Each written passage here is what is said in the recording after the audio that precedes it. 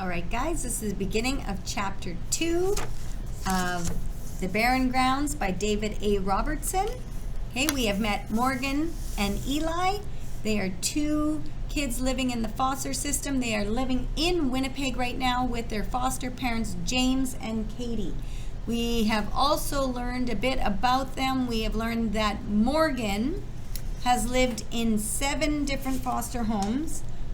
And it seems like she's lived in the foster system for quite a while now. Okay, as a reminder, after chapter 2 is complete, you need to complete this form in your package with all the different bubbles. So 2 questions that you think of while you're reading or after you're done reading, 2 questions. Okay, 1 quote. You need to pick a quote from the story, put it in quotation marks, write it out, and then explain why you think that quote is important. What is important about that quote? What is important about what that character is saying or what is happening? Okay? Write it down. Number 1, one connection, pardon me. Just try to connect to something. Maybe you can connect to how the kids are feeling. Maybe you can connect to how James and Katie are feeling. If you're struggling to connect to something in a book, think about how the characters are feeling and what has caused them to feel that way. And when have you felt that way and why? Okay? Inference, what have you figured out, even though it might not say in the book? It might not say directly in the book, but because you can read between the lines, you can connect the dots, you can play detective, you can figure it out. With this inference, your inference could be the answer to one of your questions. Okay? And big idea. What do you think the lesson or the moral the author, David Robertson, is trying to get us to learn is? What is it? Okay? When authors write a book, they want us to learn lessons, morals, how to be better human beings from reading their books. What do you think David's trying to get us to understand? And I want you to remember that books, good books, great books, have lots and lots and lots of different lessons. So each chapter, each response might have a different lesson here that it's focusing on. Okay, so remember after 2, that is your written response expectation. Okay, let's get started. Chapter 2, part 1. It was early November in Winnipeg. Okay? We live in Manitoba. We know what the climate is like early November. Usually we get our first snowfall of the year like on Halloween. So we know that early November in Winnipeg is kind of gross. There's a bit of snow sometimes. It might be icy sometimes. It might be wet sometimes. It could be muddy. It's not a nice climate. Okay? It was early November in Winnipeg. It's dreary. The air was crisp and each blade of grass was coated in frost. Morgan cut across the lawn. Eli followed. Her feet crunched against the ground and made her think of the blizzard all over again. She double-timed it to the sidewalk. Her breath escaped in puffs of smoke, which may as well have been coming out of her ears, but she couldn't tell whether she was mad at Katie and James or herself. She decided it was a combination of the two.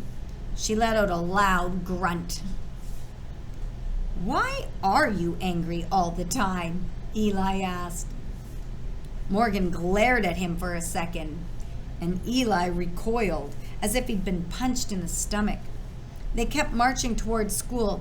Truthfully, she was kind of surprised that he'd said anything at all. She had not yet heard him string that many words together at one time. She tried to distract herself from her anger by observing the neighborhood. The endless run of 2-story houses, each almost identical to the next one to it. The 2 perfectly manicured boulevards that were more like putting putting greens you'd find at a golf store. The absence of graffiti sprayed on walls.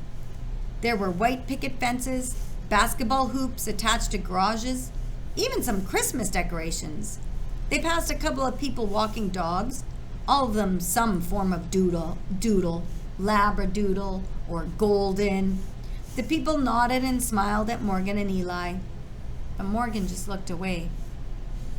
"Could you at least slow down?" Eli asked. I'm going to focus this a bit better. Sorry.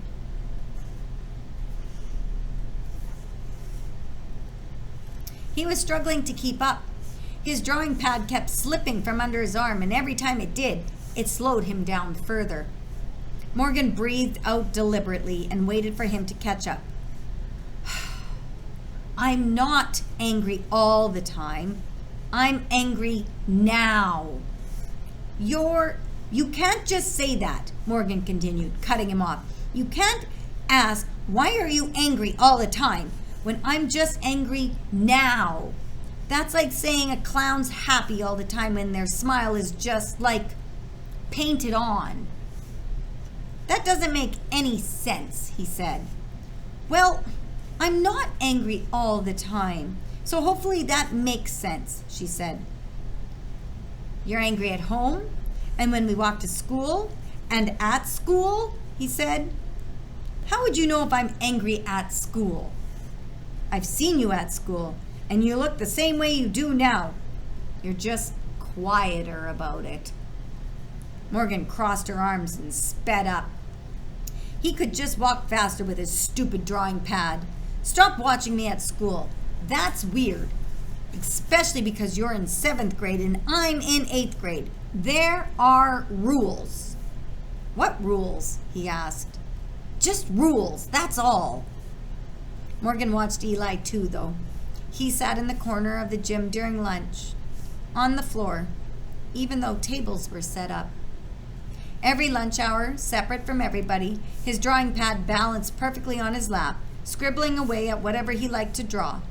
It wasn't fair that she'd told him to stop watching her when she watched him, but she felt obligated to keep an eye on him, just as she usually felt obligated to walk him to school, except for trying to ditch him this morning.